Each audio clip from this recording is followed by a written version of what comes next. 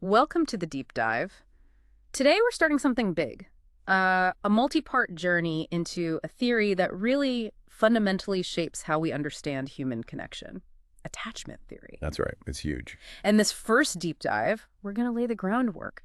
We'll look at its, fascinating origins, the brilliant people behind it, and those core ideas that just blew open new ways of thinking about relationships. Absolutely. It's a field that really connects the dots, doesn't it, between those very early experiences and how we develop across our whole lives. Yeah. And the sources we're drawing on, they cover the history, the key concepts, and just the massive impact this theory has had everywhere. You start to see patterns. Right. So our mission for you, the listener, is simple.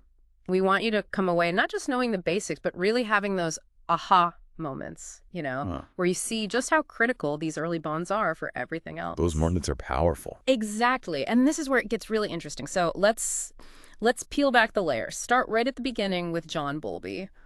What was he actually seeing back then? What sparked this whole thing? Well, Bowlby, this was back in the 1930s. He was working with delinquent boys. Okay. And he noticed something really powerful, almost heartbreaking. These boys, so many of them, just really struggled to form close, warm, emotional bonds, like profoundly struggled. Huh.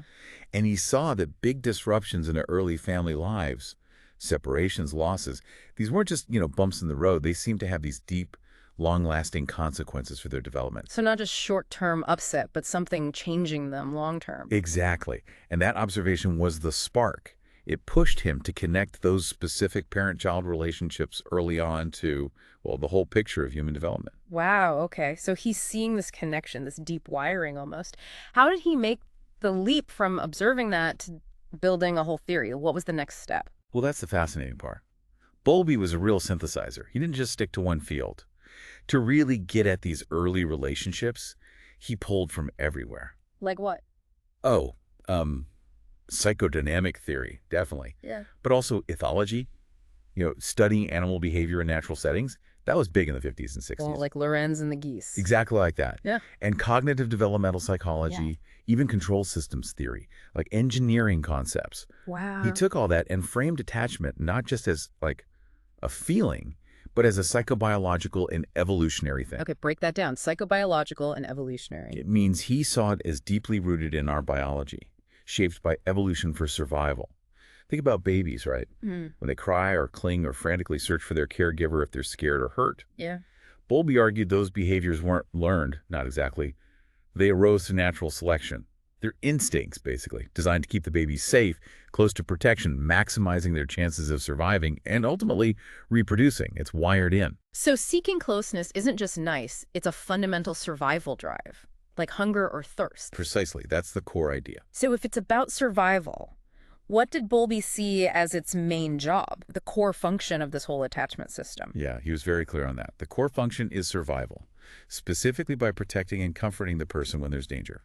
Simple as that. Okay. The attachment system, you can think of it like it's constantly scanning, asking this key question: is my attachment figure nearby? Accessible? Yeah. Paying attention? Right, like an internal radar. Exactly. And if the child's brain perceives the answer as yes, they feel okay. They feel loved, secure, confident. And that security allows them to then go out and explore the world. But if the answer is no, Then anxiety kicks in. Distress. And that triggers those attachment behaviors we talked about: crying, searching, clinging, all designed to get that caregiver close again, to reestablish that feeling of safety. okay, so Bowlby gives us this powerful why attachment exists. But how do we actually see it? How did we figure out what it looks like in practice? That brings us to Mary Ainsworth, right? His colleague. Absolutely. Mary Ainsworth's work was pivotal. She worked very closely with Bowlby, and she was the one who really figured out how to observe and, crucially, categorize these attachment behaviors. How did she do that? It sounds tricky with infants. It was ingenious, really. She developed a method called the strange situation procedure. The strange situation. Okay, sounds intriguing. It is. Basically, they set up a controlled environment, like a small lab room. They'd bring in a parent and their infant, usually around 12 months old. And then they'd put them through a series of short, scripted episodes, usually about 3 minutes each. These involve things like a stranger coming in, the parent leaving briefly, the infant being left alone for a moment, and then the parent returning. So, gentle separations and reunions, basically designed to activate that attachment system Bowlby talked about. Exactly.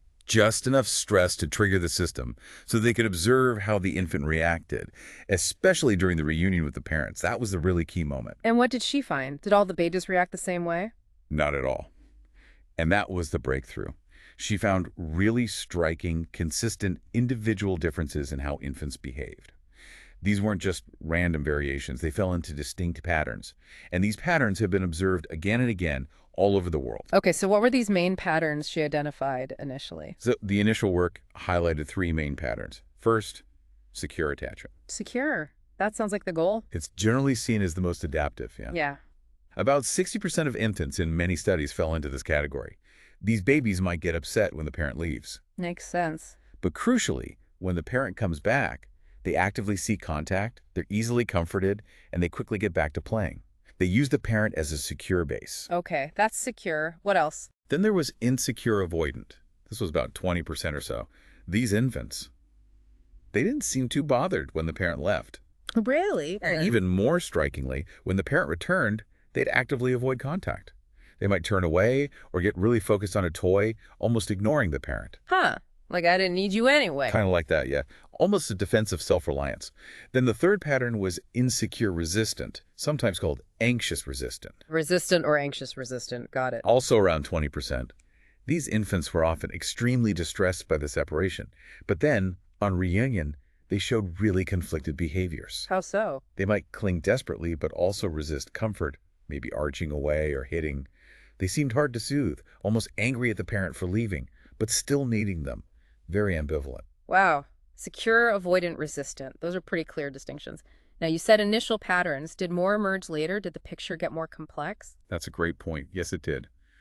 While Ainsworth and her team really established those first three, further research, particularly by Mary Main and others, identified a fourth significant pattern: insecure disorganized. Disorganized? What does that look like? It's characterized by a lack of any clear, coherent strategy for dealing with the stress of the situation. These infants might show bizarre or contradictory behaviors. Like what kind of behaviors? Things like freezing in place or approaching the parent but then suddenly turning away, or showing fear towards the caregiver they're supposed to seek comfort from. It indicates a real breakdown in their strategy for seeking safety. It's often associated with more concerning caregiving environments. Okay, so those are the main patterns. Secure, avoidant, resistant, and disorganized. Now, what did Ainsworth think caused these differences? Why would one child develop a secure pattern and another an insecure one? This is where Ainsworth's other major contribution comes in, her detailed home observations.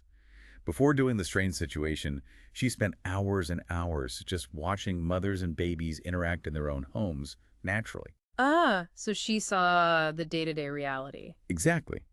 And based on that, she proposed that the key factor influencing the attachment pattern was the parent's behavior, specifically something she called parental sensitivity. Parental sensitivity, what does she mean by that?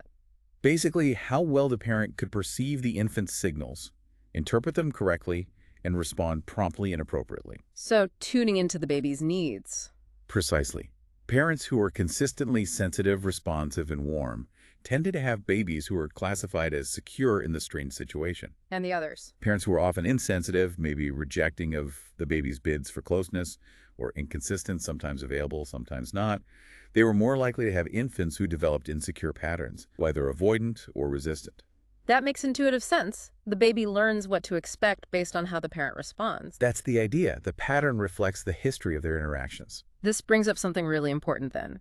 Is attachment style something the child has, like a personality trait, or is it about the relationship itself? That is such a crucial distinction, and one that sometimes gets a bit muddled, especially in maybe pop psychology takes on attachment. Right. Attachment theory, particularly as Bowlby and Ainsworth saw it, understands attachment as fundamentally a dyadic characteristic. Dyadic meaning Right. between two people. Exactly. It's not a property of the infant alone.